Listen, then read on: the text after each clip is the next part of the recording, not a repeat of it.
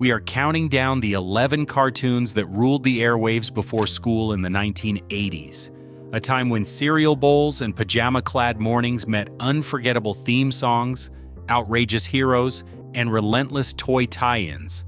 From action-packed import sensations to mischievous musical comedies and groundbreaking animation experiments, these shows did not just fill early hours, they helped shape an entire era of childhood nostalgia. Which before-school favorite takes the top spot? Let us kick off the countdown with number 11. Bleary-eyed kids grabbing their cereal in the late 1980s often found themselves transfixed by the wild, otherworldly adventures of ThunderCats. Debuting in 1985, ThunderCats was a true hybrid, created by Rankin Bass in the US but animated by Pacific Animation in Japan, and it brought a cinematic flair to weekday morning reruns. The action moved with a speed and energy rarely seen on American TV at the time. Lion-O's Sword of Omens glinting, Chitara racing across the screen, Panthro's nunchucks whirring, and the villainous Mumra plotting from the shadows. The show's signature call, "ThunderCats Ho!" echoed in playgrounds and on the bus long after the credits rolled. Tightly linked to a sprawling line of LJN action figures, vehicles, and playsets, ThunderCats turned before school television into a full-blown pop culture ritual. Vintage toys and animation cells from the series still spark bidding wars among collectors, proof that this blend of Japanese artistry and Western storytelling left a lasting mark on childhood memories and on the shelves of anyone lucky enough to own a mint Lion-O. Robots in Disguise took over the airwaves in 1984, when Transformers blasted onto morning TV. Hasbro and Takara's partnership began with Japanese Diaclone and Microman toys, but it was the cartoon that gave these figures their names, personalities, and epic battles. Autobots, led by Optimus Prime, faced off against the scheming Decepticons, all animated with high-energy action by Toei in Japan. Peter Cullen gave Optimus Prime a voice that sounded like a true leader, steady, brave, and instantly unforgettable. Cullen later said he modeled the character on his own brother, a Vietnam veteran, giving Optimus a sense of real-world heroism. The theme song's promise, "More than meets the eye," became a playground chant. The show's tagline appeared on toy packages, cereal boxes, and lunch boxes. Transformers did not just fill the before-school ritual, it rewrote it, blending toy aisles, comic racks, and TV screens into one unstoppable pop culture machine. G.I. Joe, a real American hero, stormed into daily syndication in 1985, bringing military action and a cast of unforgettable heroes and villains to breakfast tables across America. Hasbro and Marvel Productions teamed up with Sunbow to deliver a cartoon based on the hit toy line and the Marvel comic written by Larry Hama. Kids tuned in for the Joe team, Duke, Scarlet, Snake Eyes, Roadblock, battling the likes of Cobra Commander, Destro, Baroness, and Zartan. The show's relentless pace and colorful battles made it a perfect fit for the before-school ritual, but it faced criticism for being little more than a toy commercial. To address growing concerns from parents and regulators, producers negotiated a unique solution. Every episode ended with a 30-second public service announcement, tackling topics from fire safety to bullying. The phrase, "knowing is half the battle," became a pop culture mantra, echoing in classrooms and playgrounds. Those public service announcements did not just satisfy the Federal Communications Commission, they gave the show a stamp of legitimacy, turning a marketing powerhouse into a touchstone of 80s childhood. Vintage G.I. Joe figures and those classic public service announcement clips remain prized today, reminders of a time when cartoons, toys, and television policy collided before the school bell rang. Smurfs Blue walked their way into the morning routine starting in 1981, offering a gentle, cozy alternative to the action-heavy shows that filled the rest of the dial. Hanna-Barbera's animated take on Peyo's Belgian comic introduced American kids to a peaceful forest village, where Papa Smurf, Smurfette, Brainy, and the ever-frustrated Gargamel played out lighthearted stories that rarely raised anyone's blood pressure.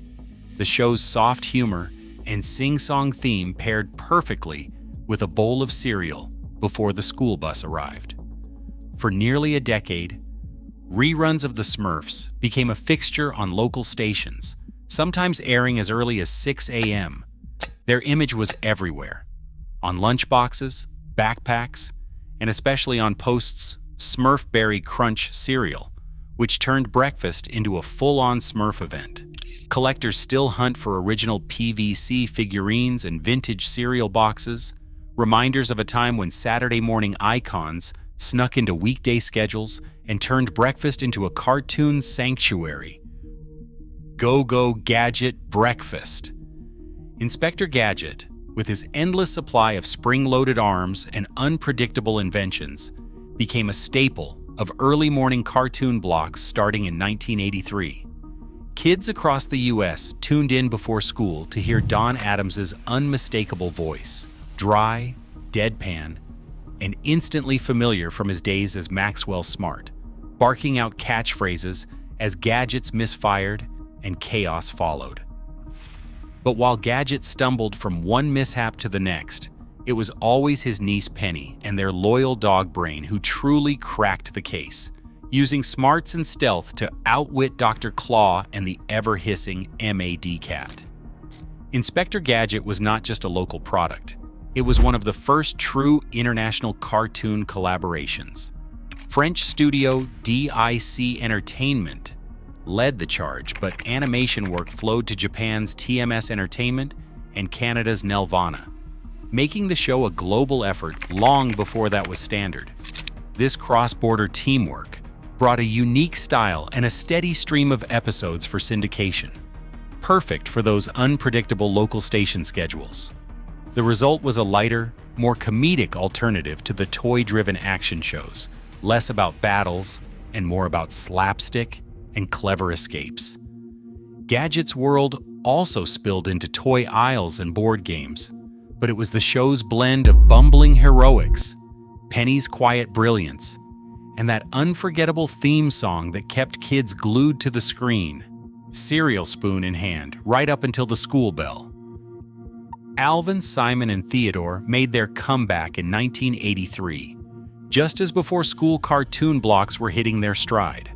The new Alvin and the Chipmunks series struck a different chord from the action shows, literally.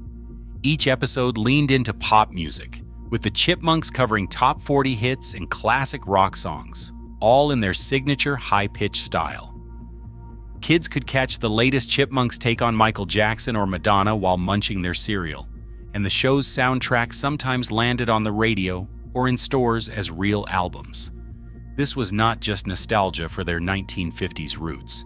The reboot brought the Chipmunks into the MTV era, mixing music videos, slapstick comedy, and family-friendly stories that worked for both new viewers and parents who remembered the originals. Holiday specials, especially the Christmas episodes, became annual television traditions, helping the Chipmunks soundtrack become a seasonal staple. The show's popularity kept it in weekday morning lineups for years, with reruns often serving as a gentle start to the day. Lunchboxes, plush toys, and Chipmunks records filled store shelves, and the franchise's music-first approach paved the way for even more imaginative cartoon experiments to come. Today, vintage Chipmunks memorabilia and those catchy cover songs still spark instant memories of pajama-clad mornings and the rush to finish breakfast before the school bus arrived. Imagination ran wild in 1984 when Muppet Babies first hit the airwaves, inviting kids to picture the world through the eyes of Kermit, Miss Piggy, Fozzie, and Gonzo, all reimagined as toddlers in a nursery. Every episode launched into a new adventure, with the nursery walls melting away to reveal outer space, pirate ships, or haunted mansions. What set Muppet Babies apart was not just its gentle humor or the familiar Muppet charm, but its technical daring. The show seamlessly blended hand-drawn animation with snippets of live-action movie footage. One moment the Muppet Gang might be piloting the Millennium Falcon. The next they are dodging boulders like Indiana Jones. These mashups were possible thanks to Jim Henson's personal connections. Lucasfilm granted rare access to Star Wars clips, sometimes for little more than a handshake. Other studios such as Paramount charged steep fees and set strict rules. The show's writers often built entire stories around whichever film clips they could clear, and sometimes had to rewrite scripts at the last minute when a deal fell through. Licensing headaches aside, this creative gamble paid off. Muppet Babies became a mainstay of both Saturday and weekday morning reruns, its plush toys and storybooks filling toy shelves and bedrooms. For a generation, it proved that with a little imagination and a lot of legal paperwork, anything was possible before breakfast. In 1987, Disney took an unprecedented leap, pouring nearly $300,000 into each episode of DuckTales, more than double the going rate for television animation at the time. That investment paid off with a series that looked and sounded like nothing else on the morning schedule. Scrooge McDuck, with his Scottish brogue and bottomless vault, led his grandnephews Huey, Dewey, and Louie through globe-spanning adventures, from lost cities to haunted castles. The show's animation shimmered with detail, backgrounds were lush, action sequences snapped with energy, and every character moved with a polish that set a new standard for kids' television. DuckTales quickly soared to the top of syndicated ratings, pulling in millions of young viewers before school, and helped launch the Disney Afternoon Block, a powerhouse of after-school programming that would define the late 1980s and early 1990s. Lunchboxes, comics, and video games followed, turning DuckTales into a merchandising juggernaut. The theme song, with its infectious woo-oo, became an instant earworm, echoing in living rooms and playgrounds everywhere. More than just a cartoon, DuckTales proved that quality could win over cost-cutting, raising the bar for what animated television could be, and inspiring a new wave of premium production across the industry. Voltron roared onto American screens in 1984, bringing together 5 robot lions, or in some versions, a squadron of vehicles, to form a single, towering defender. For many kids, this was their first brush with Japanese anime, though few realized it at the time. The series was stitched together from 2 separate Toei productions, Beast King Go Lion for Lion Force and Armored Fleet De Rugger 15 for Vehicle Voltron, then reworked by World Events Productions for US syndication. The result was a show that felt faster, flashier, and more intense than most of its morning competitors, with action scenes and transformation sequences that left a mark on sleepy viewers still clutching their cereal bowls. But Voltron's reach extended far beyond the TV screen. Matchbox and Bandai die-cast toys became must-haves, especially the Lion Force set, which let kids recreate the show's most dramatic moments. In August 1985, the Consumer Product Safety Commission announced recall number 85065, and nearly 270,000 Voltron toys with spring-loaded missiles were pulled from shelves after several choking incidents and close calls. Parents were told to remove the plastic projectiles and contact Matchbox for safer replacements. Local broadcasters took notice. Some stations edited out Voltron toy commercials that showed missile firing, while others briefly swapped out Voltron reruns in their morning blocks during the height of the recall. The main cartoon episodes remained unchanged, but the recall sent ripples through both the toy and TV industries, prompting stricter safety standards for all missile-firing action figures in the years that followed. Today, collectors hunt for those original pre-recall Voltron sets, complete with their tiny missiles and bold warning stickers. For the kids who watched before school, Voltron was not just a cartoon. It was a gateway to a new style of animation, a lesson in toy safety, and a reminder that even the mightiest robot could be brought down by something as small as a plastic projectile. Hot pink hair, neon lights, and a sound that belonged on MTV, Jem and the Holograms, broke every rule for what a before-school cartoon could be. Hasbro and Sunbow Productions launched Jem in 1985 with a clear goal to take on Barbie and Cabbage Patch in the doll aisle, while also giving kids a cartoon that doubled as a weekly music video showcase. At the heart of the show was Jerrica Benton, who transformed into the glamorous Jem, thanks to Synergy, a holographic supercomputer whose swirling light shows and digital disguises felt ripped from the future.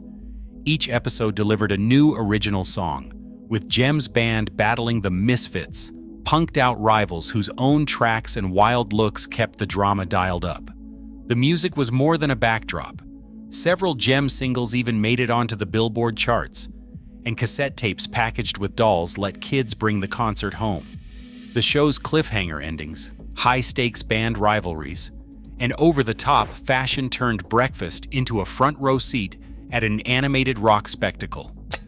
Jem's world spilled into every corner of childhood: dolls, stage play sets, microphones, school folders, even Halloween costumes.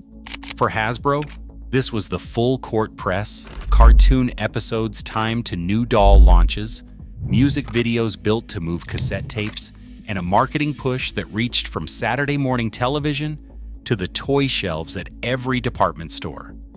Today, collectors hunt for mint-in-box Jem dolls and rare promo cassettes, while fans still belt out the show's theme song at conventions. Jem and the Holograms did not just sell toys, they made pop stardom feel possible before the school day even began. Heroes in a Half Shell stormed the airwaves in 1987, turning sleepy mornings into a pop culture feeding frenzy. Teenage Mutant Ninja Turtles didn't just appear, they took over.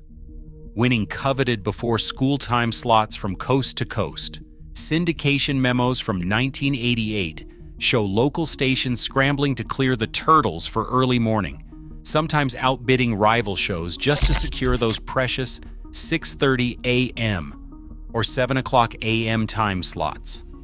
For millions of kids, the day started with Leonardo's leadership, Michelangelo's surfer slang, Donatello's gadgets, and Raphael's wisecracks, all under the watchful eye of Splinter and the ever-resourceful April O'Neil. Shredder and Krang plotting from Dimension X gave the show just enough menace to keep things exciting, always with a wink and a pizza joke. What set Teenage Mutant Ninja Turtles apart wasn't just the mutant mayhem or the instantly catchy theme song. Playmates Toys engineered a retail blitz that reached far beyond the toy aisle. By 1989, Turtles action figures, vehicles, and play sets filled store shelves, each wave timed with new episodes and character debuts. Cereal boxes, birthday party supplies, Halloween costumes, and even a dedicated Teenage Mutant Ninja Turtles breakfast cereal, green marshmallow bits and all, turned the Turtles into a lifestyle. Nintendo's 1989 NES game became a must-have, and lunchboxes, pajamas, and school folders made sure the Turtles followed kids out the door and onto the school bus. Archival clearance reports from the era show Teenage Mutant Ninja Turtles merchandise topping $1 billion in annual retail sales before the decade closed.